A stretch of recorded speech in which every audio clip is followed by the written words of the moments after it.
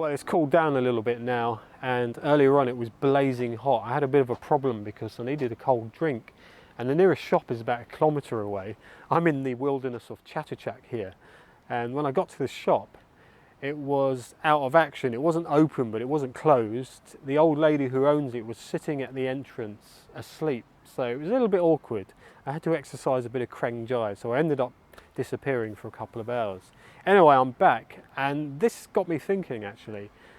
Your patience and mental health resolve get tested on a daily basis by such little things. And when you've been here long enough, you build up a level of expectation in your daily life of how things are. And you don't really let it bother you. You might say things like, you know, TIT, this is Thailand. I think it was Bernard Trink who coined that phrase. And you don't give such trivial matters a second thought. You just get on with life.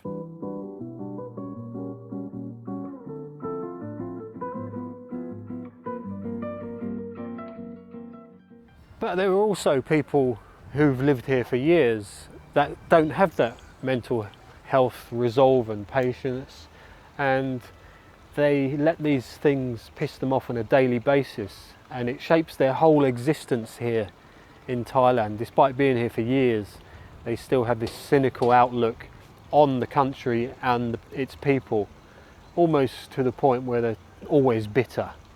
And these are the people you don't want to get in an argument with, either in person or especially on social media, because you won't win. I'm not saying there's anything wrong with complaining. I used to do it all the time, and when I did, I was very tactical, complimentary, and smiled a lot at the same time. And generally it didn't get me anywhere, so nowadays I just shut up and keep it to myself. I do tend to avoid the Thailand apologists as well. These are the type of people who say things like, well, if you don't like it here, you know where the airport is, go back to your own country. These people are complete idiots.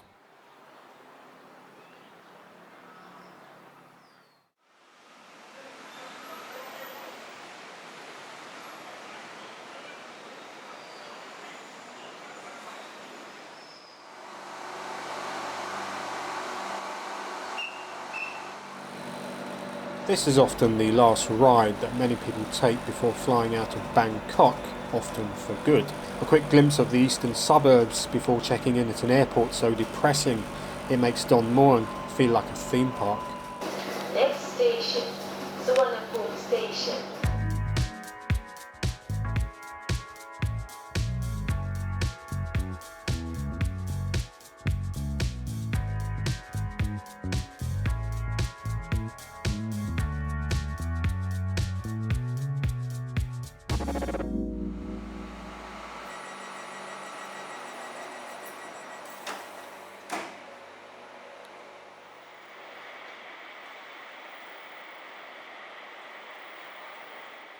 Maybe you're thinking, how can an airport like this be depressing?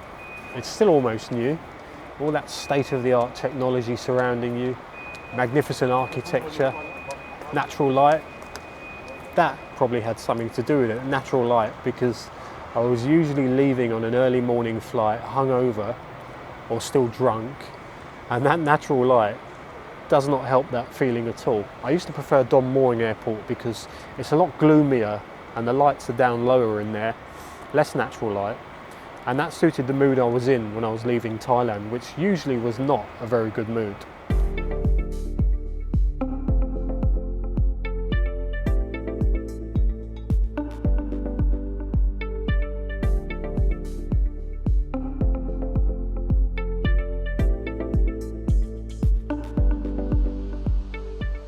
The depression for me used to really hit home not long after takeoff. I'd be looking out the window down at Bangkok getting smaller and smaller, and I'd just be wishing I could have even just another 24 hours down there amongst the traffic, the smells, the chaos and the heat. And I'd look around the plane and I knew I wasn't the only one who felt like this. And so for the rest of the flight I'd be plotting and planning my next trip back to Thailand.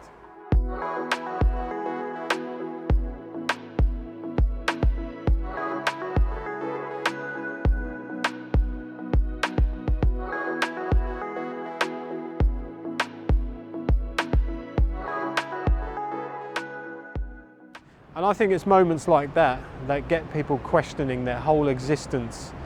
And they might think to themselves, well, what have I got to lose? What if I try my luck in Thailand? I love visiting the country, but I hate leaving. Most of all, I hate that depressive feeling on the flight back. And a lot of people move long term on the strength of that, with mixed results.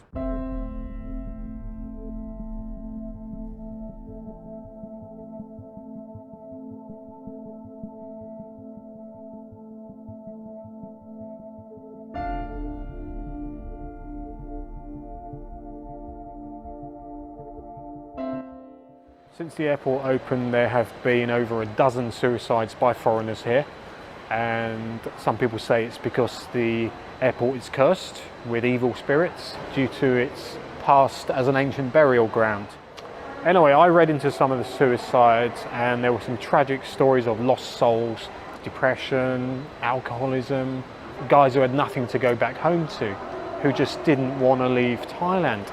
And there was one case where a guy was prevented from jumping, arrested, taken into the police station. He managed to convince the police after a while that he was okay and that could he go out and have a cigarette. And he didn't go and smoke, he actually went and jumped and succeeded in ending his own life. So some tragic stories at Suvarnabhumi Airport.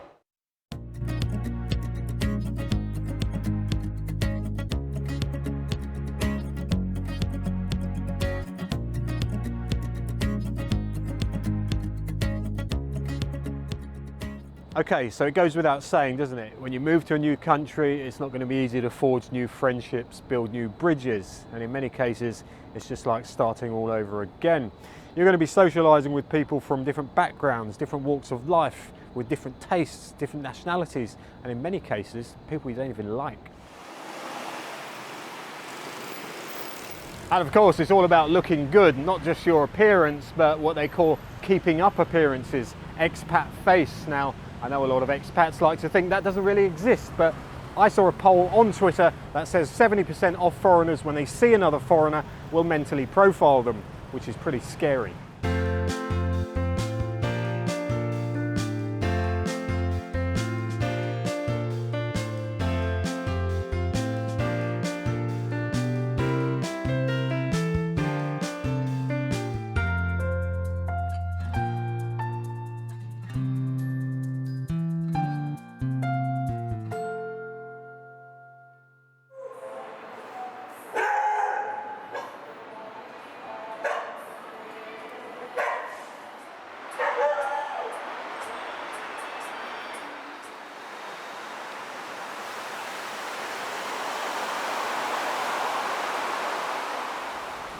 And all this socialising you're doing, trying to build connections and make new friends, does it revolve around nightlife, bars and drinking? Because after all, it was those three things that attracted a lot of foreigners to Thailand in the first place, and there can be negative consequences of burning the candle at both ends.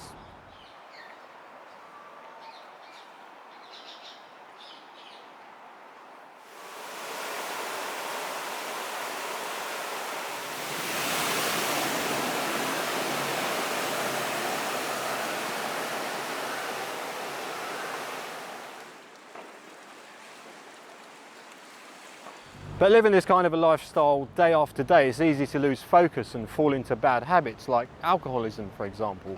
But I'm not trying to preach and tell people how to live their lives. That is not the reason why I made the video. I just wanted to point out some of the obvious consequences like alcoholism, drug addiction, mental health issues, physical health issues, low self-esteem, mood swings, always feeling on the edge, delusions, even suicide. There's a lot of people going stir crazy out there.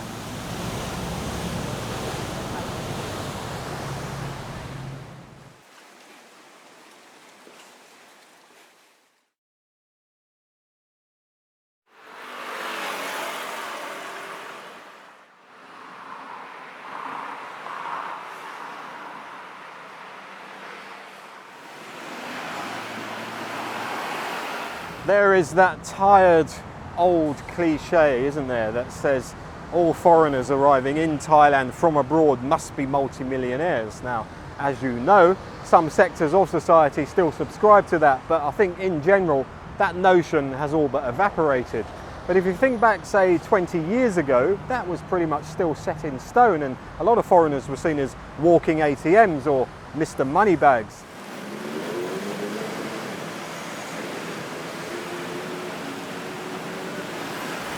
And you can't really blame them for thinking like that, because they'd seen foreigners on holiday in Thailand spending what looked like endless amounts of cash, drinking like fish, tipping all over the place, enjoying the hospitality.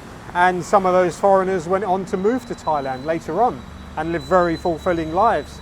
But there was also a few foreigners whose dreams of living in Thailand didn't quite work out the way they expected it to.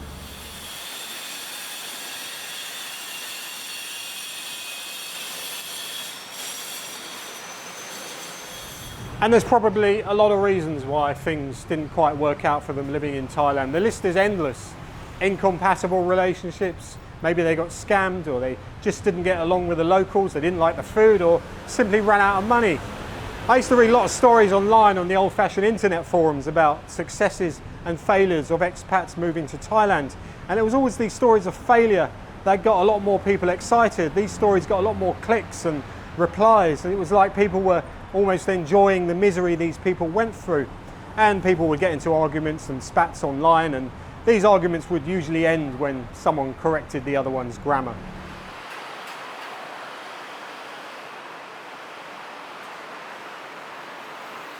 By the way, confession is every Saturday morning.